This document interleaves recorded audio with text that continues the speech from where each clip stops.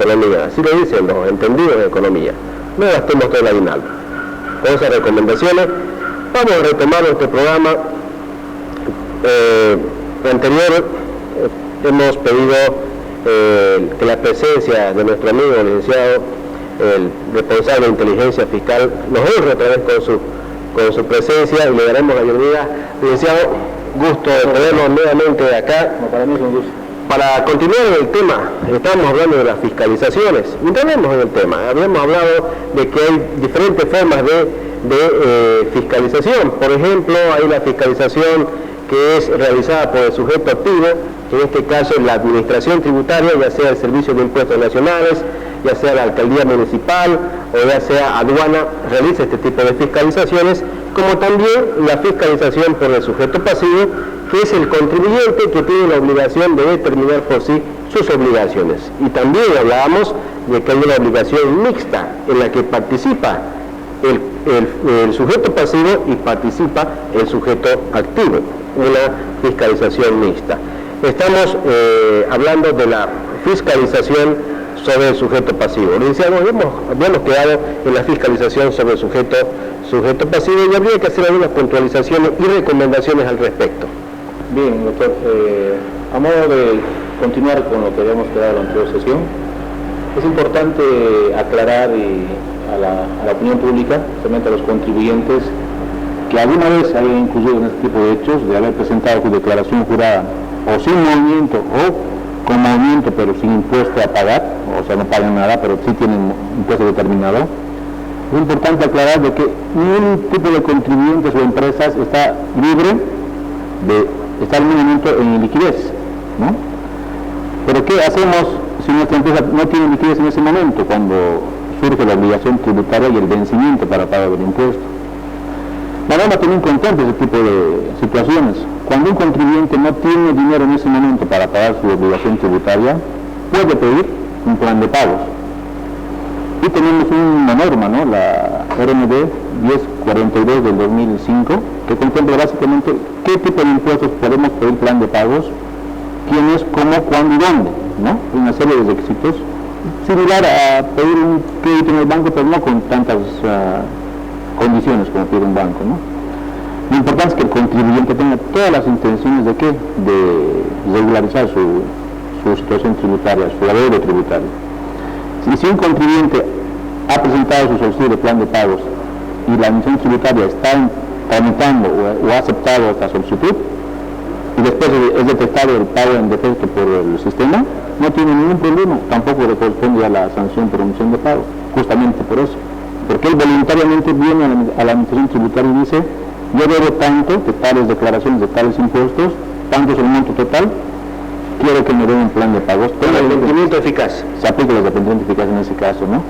Ya el contribuyente verá si va a poder pagar eso en 1 año, en 2 años, hasta 3 años tiene el contribuyente para poder pagar 36 cuotas mensuales, ¿no? Tiene que poder hacer un pago inicial mínimo del 15% del total de la deuda tributaria que él mismo ha determinado. Sí, porque lo común que hace el contribuyente es presentarse en movimiento, ¿no? Con el fin ¿qué es lo que persigue el contribuyente? No le interesa lo que pueda venir sobre las obligaciones materiales, sino cumplir la obligación formal, es decir, voy a tratar de ahorrarme la multa y presenta sin movimiento. Sin embargo, esa presentación sin movimiento puede acarrear unas sanciones más severas.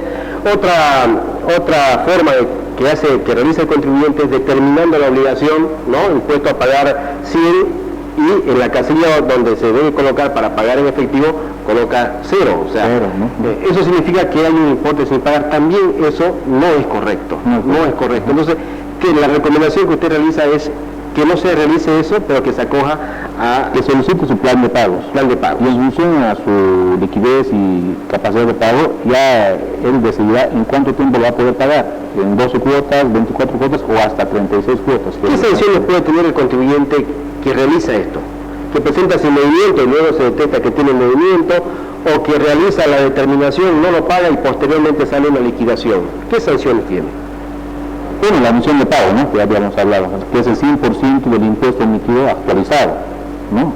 Otro sería un indicio más para que el contribuyente sea un contribuyente de riesgo, ¿no? Calificado como de riesgo, y entra en esta base de datos de riesgo para ser fiscalizado en lo posterior. ¿Se da cuenta? Entonces el contribuyente no es que no tiene el camino para poder recurrir a lo legal y a lo correcto dentro de lo que está establecido. Si no tiene dinero, puede que una empresa por X motivo no tenga liquidez en ese momento, el 18 de noviembre del 2008, supongamos, es su vencimiento. Pero al próximo mes le van a pagar, supongamos, uno de sus clientes. Ahí va a tener su liquidez. Puede entonces en ese momento, ya viene su flujo de caja, su flujo de efectivo, saber cuándo puede llegar a pagar o en qué tiempo puede llegar a pagar su deuda tributaria. Entonces, lo importante es que el contribuyente conozca este procedimiento, que existe un procedimiento, ¿no? El contribuyente se aproxima a asistencia al contribuyente o al departamento de recaudaciones, ahí le van a explicar con mayor detalle los requisitos que tiene que cumplir, los plazos que él tiene que aportar. Pero un caso muy práctico, es decir, se vence el 13, termina en 0, plazo de vencimiento el 13. Impuesto a pagar 1.000 bolivianos, no tengo los 1.000 bolivianos y hoy día se vence, ¿qué debo hacer? ¿Voy al banco, presento mi formulario, si me importa pagar, o voy a impuestos? ¿Qué es lo que hago? O sea, yo tengo liquidez, hay mínimo, ¿qué es lo que hago? Hay mínimo, o sea, bueno, ya él puede decir si bien no tiene dinero en ese momento para pagar de sus propios recursos, por ejemplo, un préstamo a mediano plazo, o a corto plazo, ¿no? Tendrá que su análisis costo-beneficio. ¿Cuánto le va a cobrar a la persona que le va a prestar, o la entidad financiera que le va a prestar, o pedir su solución de plan de pagos? ¿Cuál es la diferencia? En ese momento, si no tengo dinero, no hay quien me preste, solamente tengo el formulario, sé que ir a presentar, si me importa pagar, puede acarrearme una sanción. ¿Puede ir a la administración tributaria? Puede ir, incluso está contemplado si la deuda tributaria es menor a 5.000 UFDs, puede someterse a un plan de pagos, siempre y cuando la cuota mensual no sea mínimo a 200 UFDs. ¿Pero qué pasa con el incumplimiento de deberes formales? ¿Qué pasa? En el momento que yo voy a pedir a impuestos que me den un plan de facilidades, la presentación en la red bancaria del formulario no implica una multa. No, va a cumplir en presentar formalmente, ahí sí va, si está dentro de un plan de pagos, va a presentar ahí sí, si importa pagar, pero eso va a ser parte del expediente de su plan de pagos, no hay ningún problema. Ya, presenta el formulario si importa pagar, exacto. Inmediatamente lo que hace es pedir un plan de facilidades y se acoge al arrepentimiento eficaz y procede la concesión de facilidades. Previo pago del 15% como cuota mínima, ¿no? En ese caso, si procede a liquidar sin importa pagar, pero determina el impuesto, no hay ningún problema porque está dentro de un plan de pagos. Ya se vuelve el documento base para controlar al contribuyente la resolución de autorización del plan de pagos. Además, si es el impuesto de valor agregado, es un impuesto que sí o sí debería existir fondo. Debería, ¿no? Eso en la teoría y en la doctrina es un impuesto indirecto que al final paga el consumidor y debería estar reservado para el fisco, como agente de percepción. Porque antes era muy fácil, muy cómodo el contribuyente utilizar el dinero de los impuestos porque como era un interés simple, era más bajo que el banco. Ahora sí, el interés es compuesto, es más la carga, ¿no? Es preferible prestarse plata al banco que ocupar el dinero del fisco. Exacto. Entonces, con esa aclaración, hablamos ahora de la otra forma, o el otro sujeto sujeto activo, que en este caso sería la administración tributaria. Hablemos en este caso específicamente del Servicio de Impuestos Nacionales como administración tributaria, que se encarga de ¿qué? Uno, de controlar entre las facultades, verificar y fiscalizar y determinar la obligación tributaria. ¿En qué consiste la determinación? A cargo del sujeto activo, que sería en este caso el Servicio de Impuestos Nacionales. Él, de acuerdo a las facultades de la Ley 2492, tiene la facultad de fiscalizar mediante un debido proceso, pero no es de que usted me paga hoy y si no se va directamente a embargo coactivo, etcétera, ¿no? Tiene que haber un proceso. Ya hay un proceso en el Código Tributario y en la normativa reglamentaria, ¿no? ¿Cómo se dice la determinación por parte del sujeto activo? Se tiene que comunicar al contribuyente con el inicio de una verificación o una fiscalización. Una orden de verificación o fiscalización. En la orden dice qué impuestos se le va a fiscalizar, qué periodos y a cargo de quiénes va a estar la fiscalización. Eso tiene que conocer el contribuyente. ¿Tiene que ver requisitos que son esenciales? Que están en el Código Tributario, por ejemplo, qué impuestos, qué periodos y ¿Algún número de orden que...? Tiene que tener necesariamente por control interno ya de la administración tributaria, tiene que tener un número de orden generado, ya sea a nivel nacional o generado a nivel local, que es base para control, ¿no?, interno de la orden. Si no tienes el número de orden, esa fiscalización... No es orden. No es orden. Puede que exista en algún caso de que dentro de una etapa de una auditoría o una fiscalización grande se esté requiriendo a cierto contribuyente información, ¿no? Requerimiento de información para cruzar información. Eso no es una fiscalización, no es un proceso de determinación, es meramente información que se está requiriendo. Ahí sí se le va solamente a notificar el requerimiento de información, ya sea mediante un formulario oficial o una carta, pero sí debidamente firmado por el jefe de fiscalización. Todo el proceso de fiscalización o de orden de verificación necesariamente debe haber una orden. Una orden y firmado por la máxima autoridad, ¿no?, el que sería el gerente distrital. El único y el jefe de área. Puede autorizar, pero si hay una orden de fiscalización que no está firmada por el gerente, no es válida. No, carece de un aspecto importante que es la máxima autoridad, ¿no?, la firma, la autorización. Eso para que podamos tener claro también hacia los contribuyentes que para que yo sea fiscalizado, señor contribuyente, debe de existir necesariamente la orden del gerente del Servicio de Impuestos Nacionales. Sí. Entonces es importante que el contribuyente, en primer lugar, si se le está buscando para comunicarle que se le va a iniciar un proceso de fiscalización, él tiene que colaborar a la fiscalización, ¿no? ¿Cómo? Si se le va a buscar a la calle Beni número 1235, donde él declaró como domicilio fiscal, y él está ahí, y los funcionarios van a buscarlo para notificarle en forma personal el documento, que sería la orden de fiscalización, él tiene que ser informado y recibir, y no hacerse ningún problema, firmarle de constancia de que él ha sido notificado en forma personal, ¿no? ¿Qué es lo que ocurre normalmente en algunos casos cuando contribuyentes no tienen conductas transparentes o tienen miedo, no sé, a la investigación, a la verificación o a la fiscalización en sí de la administración tributaria? Rehuyen este tipo de actuaciones, o sea, no quieren firmar, ¿no? Dicen, no voy a firmar nada, mi abogado me dice que no tengo que firmar nada. Tal también un procedimiento, dicen en la normativa. En el proceso de notificación, si una persona o el contribuyente se rehúsa a firmar, el funcionario actuante está siempre con otra persona que es su testigo de actuación. Entonces, es suficiente con que el testigo haya evidenciado el acto de que el contribuyente se rehúsa a firmar, tiene que proceder a notificar, y en la parte que dice firma del contribuyente pone se rehusó a firmar, y está legalmente notificado esa notificación, esa orden de fiscalización, ¿no?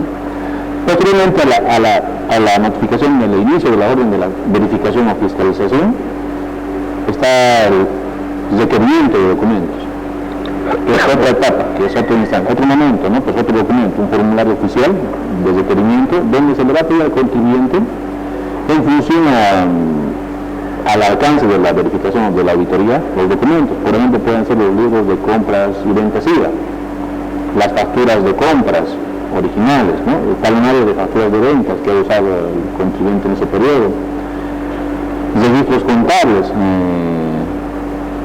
estados financieros y otra información más que sea necesaria para la determinación. Todo depende del alcance, ¿ya? Ahora, ese requerimiento que se le pide de fiscalización, ¿puede la administración tributaria pedir documentación más allá del término de la prescripción? Sí, para efectos no de determinación y de información puede. El contribuyente, si tiene, no tendría por qué hacerse problema y llegar a aportar la información, ¿no? Pero para efectos de determinación no va a tener su... ¿Pero el contribuyente puede poner la prescripción para no entregar la documentación? Así como el Código Tributario presume la buena fe del contribuyente, o sea, de que el contribuyente está actuando de buena fe, en función de eso tendría que, si le piden solamente para efectos de información y debería aportar esa información. Claro que muchos dicen, no tenemos, lo ha prescrito, pero ya se ve la conducta del contribuyente en ese caso. No está establecido claramente si sí o sí tiene que entregar, ¿no? Pero ya tenemos una forma de evaluar la conducta del contribuyente al no otorgar información que tiene ella y tiene en la mano, ¿no? Sí, eso es importante también señalar al contribuyente que para efectos de información puede pedirle 10 años, puede pedirle 8 años, puede pedirle más allá de la prescripción, pero solamente como información pero en ningún caso la administración tributaria puede determinar aquellas obligaciones que ya han estado prescritas. Pero también que la prescripción es de oficio, ¿no es cierto? No, claro, el contribuyente tiene que solicitar y fundamentar, ¿no? En función de qué norma y qué es lo que está sucediendo, que haya prescrito según él, ¿no? Entonces, una vez de que iniciamos con el requerimiento de documentos al contribuyente, siempre se le va a dar un plazo prudente, ¿no? No se le va a pedir, por ejemplo, si estamos revisando 3 gestiones, no se le va a dar 2 días de plazo para que presente toda su información que se le ha requerido. Se le dará 5 o depende hasta 10, si el contribuyente pide, porque tiene todo el derecho de pedir ampliación de plazo para la presentación de documentos, ¿no? Y normalmente en estos casos, si son fiscalizaciones parciales o totales, o gestiones de 1 o 2 años, se les da el plazo, que también un plazo prudente, ¿no? No un plazo que está fuera de los límites nacionales, ¿no? Se le da, y una vez que se le otorga el plazo adicional, el contribuyente tiene la obligación sí o sí de presentar los documentos. Y si no tiene que decir por qué motivo no lo tiene. Uno, puede que no esté obligado por el tipo de actividad que desarrolla. 2, también sucede que no sabía que tenía la obligación de tener, pero ahora ya sabe, porque justamente ese es el espíritu de la fiscalización, que él ajusta su comportamiento tributario. Y los contribuyentes dicen, ¿para qué hago estados financieros? ¿Para qué presento libros, etcétera, cada mes Da Vinci? Si nunca me han pedido, dice, ¿no? Pero ahora, como le decía, la parte del sistema informático tiene más campo de acción. O sea, llega a la mayor cantidad de contribuyentes que antes. Antes era manual, casi el 100% de las fiscalizaciones era manual. Pero ahora ya el alcance, el campo de aplicación, de expansión de la misión tributaria es más amplio, ¿no? Ya llega a más contribuyentes, que quizás nunca hayan sido sometidos a fiscalización, pero van a hacerlo, ¿no? Ahora, de aquí en adelante, porque la información está totalmente actualizada y dinámica y va haciendo cursos de información en cualquier momento. Si bien durante 4 o 5 años no le han nunca revisado, puede que el próximo mes sí se le pide información. Algún momento le va a llegar. Algún momento, ¿no? Ya el contribuyente verá sus riesgos y cosas, si él dice nunca me han fiscalizado y nunca me van a fiscalizar. O sea, y por la cantidad de documentación que pide en el requerimiento, generalmente se escucha que debe llevar a la administración tributaria, ¿no? Entonces, de acuerdo a qué empresa se va a ser fiscalizada, la cantidad de años o gestiones a fiscalizar, la administración puede determinar dónde va a fiscalizar, o en la administración tributaria o en el domicilio fiscal. Indistinto puede ser... ¿De qué depende eso? De la magnitud del trabajo y de los documentos. No es lo mismo, por ejemplo, que estemos fiscalizando un contribuyente rico, que tiene un volumen inmenso de información, contable, financiera, etc. Incluso no es lo mismo fiscalizar a un contribuyente viendo el proceso productivo ahí mismo, a estar en la oficina. Todo depende de la magnitud del trabajo y del contribuyente, del volumen de la información, ¿no? Pero ¿qué pasa si es solamente un cruce de notas fiscales o una verificación puntual, como hablamos durante el programa? No necesito para eso ir a la empresa, porque independientemente que esté llevando el fiscalizador ese trámite que es puntual y sencillo, puede estar llevando 20 más de lo mismo. Entonces está atendiendo simultáneamente 20 trabajos en una oficina. Pero si hace una fiscalización o una auditoría parcial o total, va a tener metido en ese trámite 6 meses quizás, ¿no? Y es mucho mejor y más práctico, tanto para el contribuyente como para el funcionario, estar en el domicilio del contribuyente. Bueno, de que el contribuyente exhibe sus originales, va a presentar fotocopias el contribuyente y en ese momento él va a verificar el funcionario original y copia y va a dar fe, ¿no? Va a poner su copia de... Cuando se entrega la documentación al fiscalizador designado, empieza el verdadero trabajo de campo del fiscalizador, ¿no? Sí. ¿Cierto? El objetivo principal del fiscalizador será encontrar hechos generadores ocultos. Pero en este proceso de fiscalización, de verificación, del trabajo de campo, ¿qué derechos podemos observar que tiene el contribuyente? ¿No? Porque hay derechos que están estipulados en el Código Tributario. ¿Qué derechos debe tomarse en cuenta en ese proceso? El primero, hacer informado del inicio de la fiscalización, ¿no? Y también a la conclusión de la fiscalización. Como al inicio, en la notificación de la orden de inicio de la fiscalización. y como la conclusión con la resolución determinativa, que más adelante lo vamos a desarrollar. En el proceso mismo de la fiscalización, ¿yo tengo derecho a ser informado? Es decir, si el fiscalizador está en mi domicilio fiscal trabajando, yo puedo ir a mirar y que me diga cómo está el avance del trabajo. ¿O es secreto? No es secreto, ¿no? Todo lo que se aplica en la administración tributaria, tanto los procedimientos internos que tenemos incurtidos, guías técnicas y reglamentación, es de acuerdo al Código Tributario, a la Ley 843, enmarcado a la normativa esa, ¿no? Que también no podemos tener nosotros un procedimiento oculto que esté en contra de la Ley 843 o el Código Tributario. Todo tiene que estar enmarcado a eso. Solamente ya a efectos de técnicas de auditoría que utiliza la administración tributaria tendrá su procedimiento específico para tal impuesto. Que el contribuyente se va a llegar a enterar cuando tenga los resultados preliminares de la fiscalización. En ese momento puede llegar a todo. Porque puede que en un momento el auditor o fiscalía diga tanto hay una diferencia de tanto, ¿no? Pero como en cualquier auditoría siempre tiene que haber una supervisión. Tal que la diferencia no sea diferencia y en la etapa de la supervisión o de revisión se desvirtúa.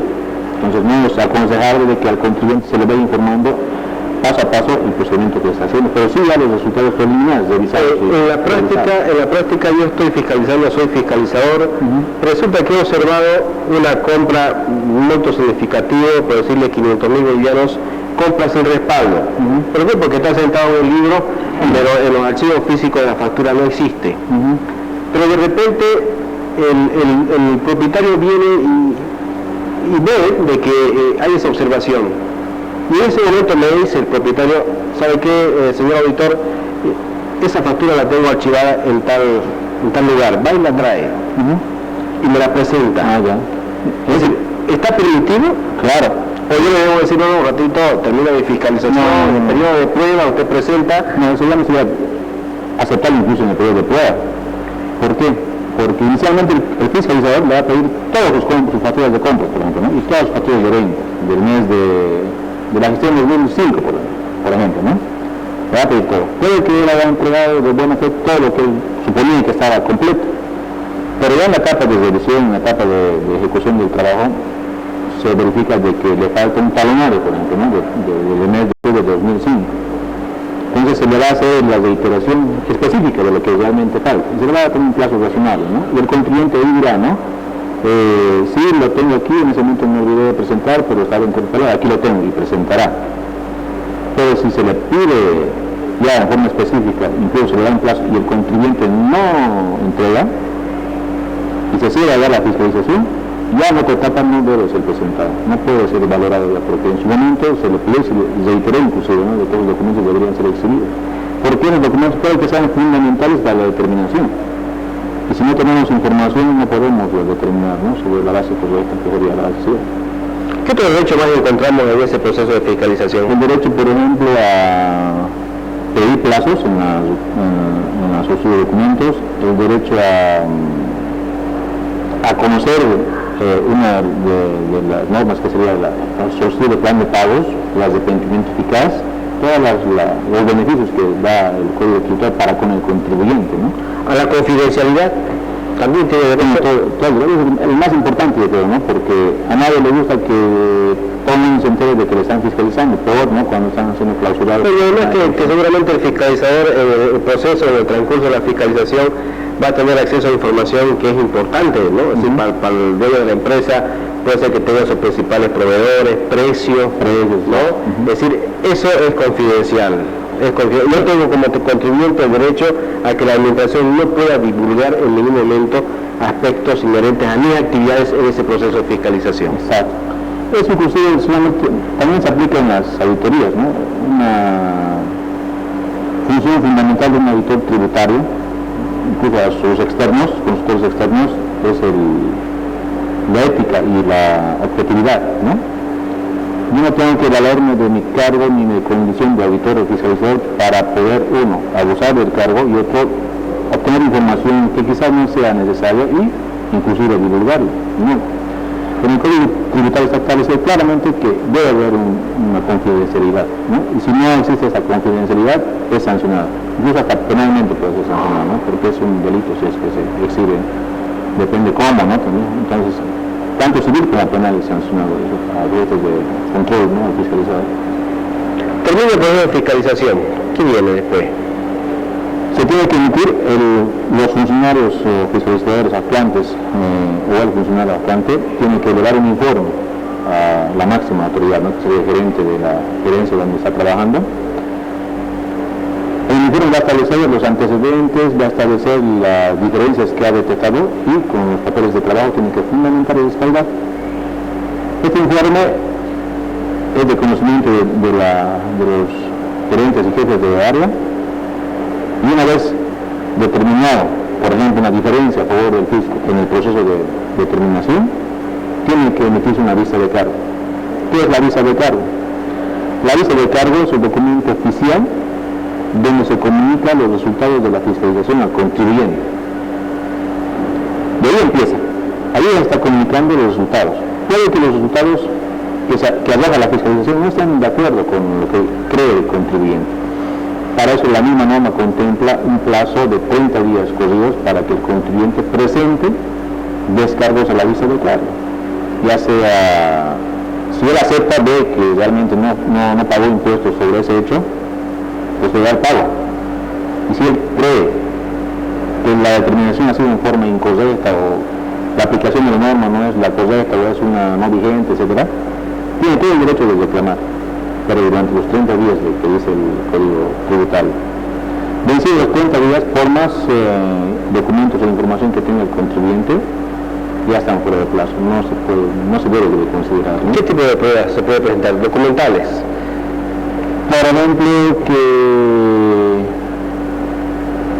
haya presentado una información, una boleta de pago original, ¿no?, de un pago que ha hecho del impuesto de enero de 2005, que presentó el formulario, pero después pagó en boleta 1000 los accesorios y el impuesto.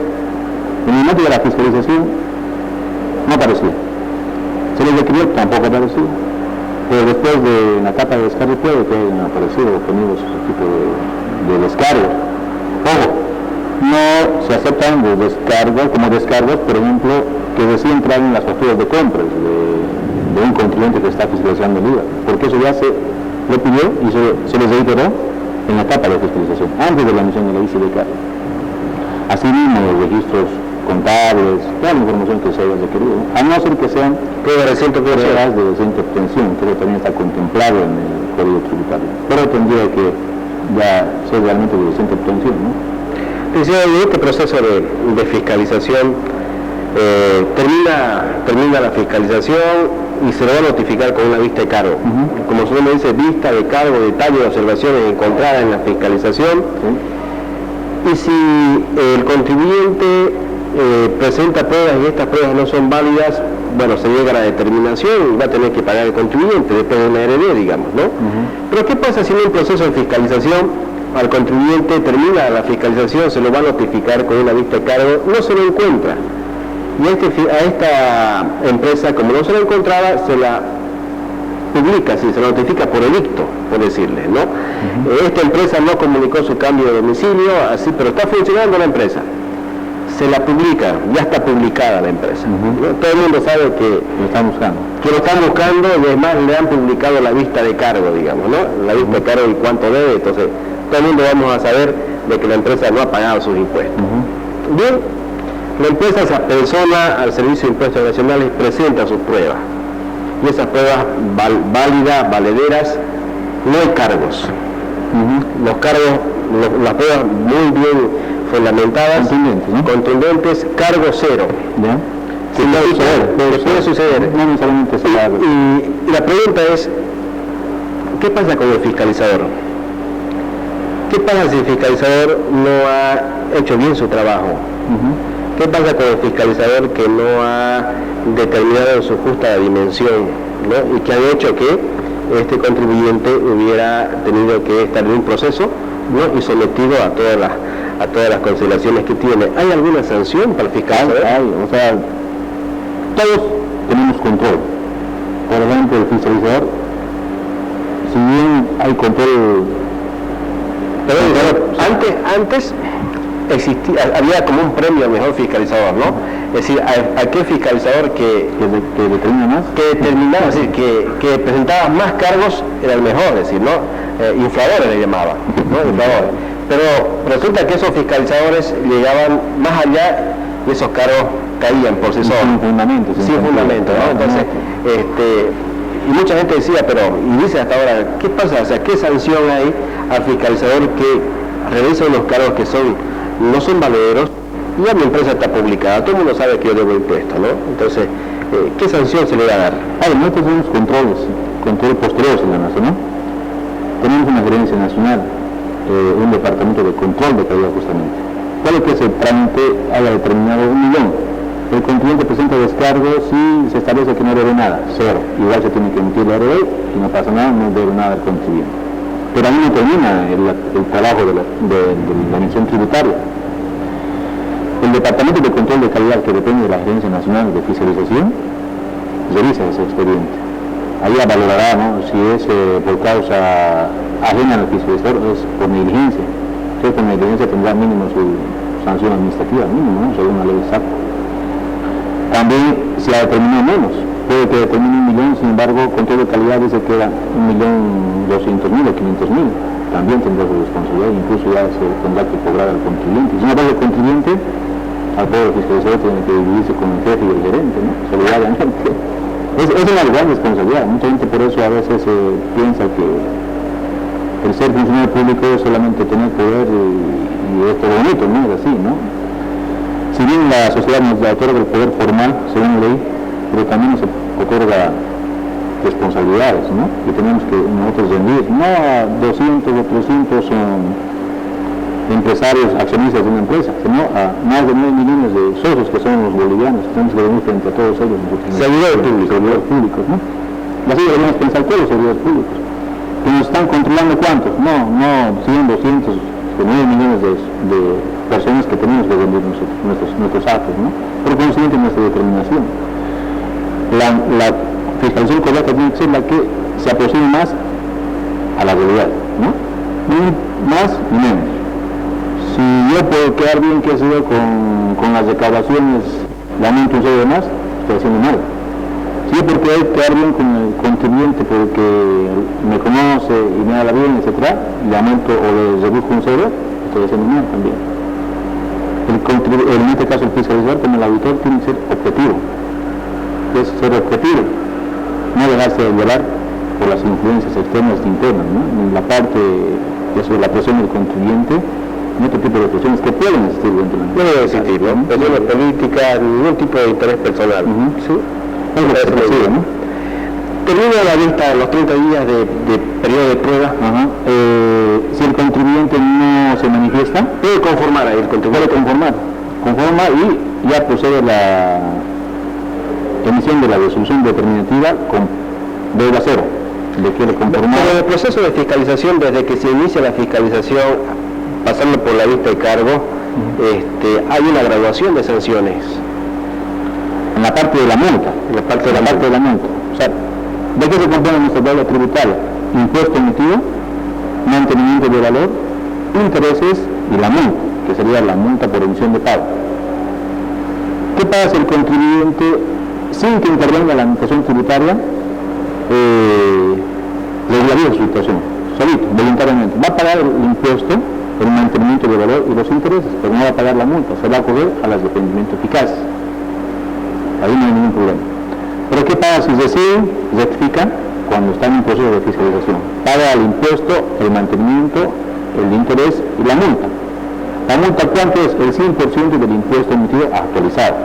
Pero, dice, ¿no?, la normativa, si el contribuyente va a pagar antes que sea notificado con la resolución determinativa, se le relaja hasta el 80% de la multa. Solamente debería pagar el 20% de la multa.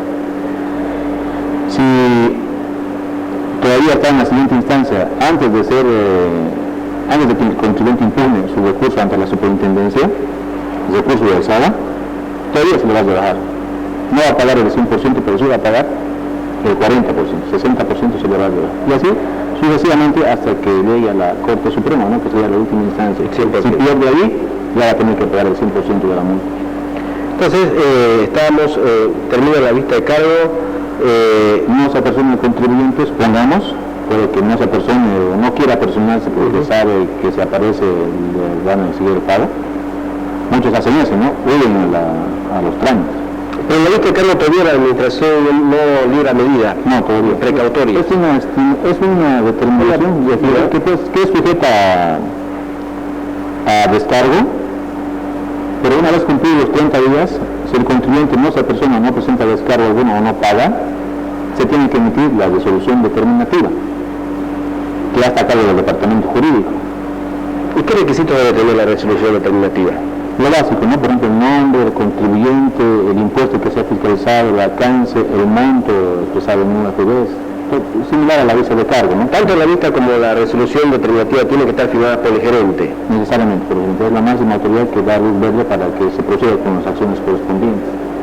Una vez que se ha notificado, por ejemplo, la resolución determinativa, ya el contribuyente tiene 20 días. ¿Pero para qué? O pagar o impugnar. Tiene que tener todo el derecho de que si no está de acuerdo con el trabajo de la administración tributaria, en este caso el Servicio de Impuestos Nacionales, de poder reclamar. ¿Ante quién? Ante la Superintendencia Tributaria, que sería ya el recurso de alzada, ¿no? Que hay otra vía más, ¿no? La vía jurisdiccional que se ha abierto. Que se ha restituido, claro, ¿no? La vía jurisdiccional, que también puede recurrir a esa vía en el Poder Judicial. Entonces tiene el derecho de que si el contribuyente cree que está siendo vulnerado en uno de sus derechos, del debido proceso de la determinación incorrecta, puede impugnar a cualquiera de las dos vías, ¿no? Ya en ese momento se congelan todas las actuaciones posteriores que pueden ser ya las acciones coactivas, ¿no? De la administración tributaria. Todo lo que he visto es una determinación sobre base cierta, ¿no? Sobre elementos objetivos. ¿Cuándo la administración tributaria realiza una determinación sobre base presunta? Bien. Siempre hemos hablado en el supuesto caso del contribuyente presente todos los documentos que nosotros necesitamos para determinar, ¿no? Que eso debería ser lo ideal, porque si se le pide libros, facturas, comprobantes de diario, mayores, cargos de inventarios, etcétera, él debería tener, porque es su obligación, según norma, de mantener esos registros. Y será proceder sobre base cierta, en los casos que tenemos todos los elementos, ¿no? Pero ¿qué pasa si el contribuyente no entrega información, o entrega en forma parcial, o falsa, o entrega una cosa y sin embargo luego entrega otra cosa del mismo hecho, está dificultando las tareas de fiscalización. Entonces, en la normativa misma, la 2492, está contemplada que en ausencia de base cierta, si nosotros no podemos determinar sobre base cierta, ya tendríamos que aplicar la base presunta. Pero para aplicar base presunta se tienen que cumplir ciertas circunstancias, ¿no? Por ejemplo, uno puede hacer que no esté inscrito en mí, que no haya presentado su información que se le ha requerido, que dificulte las tareas y el inicio de la fiscalización, que no haya declarado, por ejemplo, algunos ingresos y algunos gastos, que haya declarado gastos que no existen, irreales, etc. Hay varias circunstancias que están establecidas en el Código Tributario, que si basta que cumpla uno, se procede en función a la base presunta. Bien, licenciado, esperando que sea una orientación clara, y siempre diciéndole, señor contribuyente, escríbanos, lo estamos atendiendo, no nos hemos olvidado de contestar, pero pese a ello, en la dinámica que tenemos con nuestro amigo y nuestro invitado, se está dando respuestas a muchas inquietudes. Las preguntas que alguna vez yo les estoy haciendo está orientado justamente a responder esas inquietudes que ustedes tienen. No nos hemos olvidado, vamos a hacer un programa especial con todas las preguntas que ustedes nos están haciendo. El otro programa que se nos viene, vamos a hablar sobre política, que ha hecho Impuestos Nacionales este año, qué plantea hacer, vamos a ver las metas de recaudación, y haremos un programa también sobre lo que se nos viene en economía. No nos olvidemos que la economía es integral y materia tributaria es parte de ella. Como yo decía al comienzo, se nos vienen días muy duros en 2009. Reiterándole los consejos que nos dan los economistas, seamos racionales con el gasto de fin de año. Guardemos un poco, no demos rienda suelta. Yo sé que nuestros hijos merecen todo, pero guardemos un poco porque más allá lo vamos a necesitar. Con esto me despido, que pasen buenas noches y hasta el próximo programa. Muchas gracias.